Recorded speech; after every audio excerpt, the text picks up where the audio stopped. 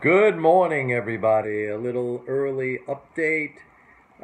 We will get some more information with regard to the oil market later today at 10:30 Eastern Time, New York time. We get the inventories.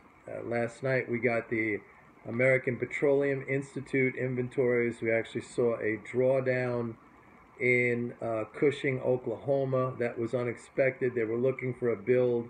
We got a 1.3 million barrel drawdown, so that popped the market a little bit, but we're still under $40. And by the way, that drawdown, that's 10 weeks out of the last 11 that we have seen drawdowns. But they're going to be looking at the inventory number today from the Energy Information Administration.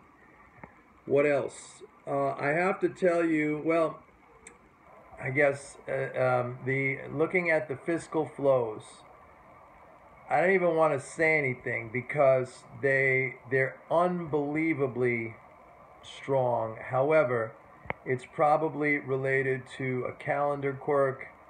Those of you who subscribe to MMT+trader, you know what I'm talking about. Sometimes the dates year over year don't line up exactly day for day. I'll know more tonight when the daily Treasury statement releases its figures.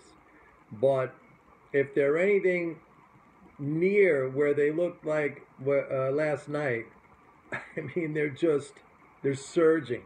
They're surging. I'm sure there's going to be a little bit of a correction here when we get the numbers tonight, but still.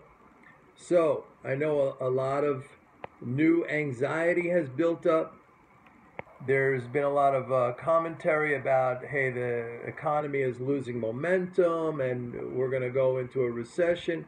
Don't forget, even though the Q2 advance GDP was weak, 1.2, that was higher than first quarter, which was higher than fourth quarter 2015.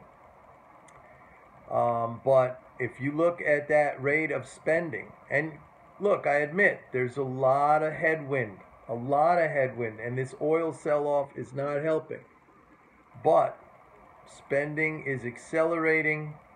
And by the way, you have rallies going on. You have rallies in metals, and not just gold and silver, industrial metals. You have copper going up. You have tin, aluminum, zinc, lead. You know, these are all economically sensitive materials. You have rallies going on in some of the soft commodities like cotton, sugar, lumber. Okay? So, something to consider. And also, by the way, you have a sell-off in treasuries. You have a big sell-off in Japanese government bonds.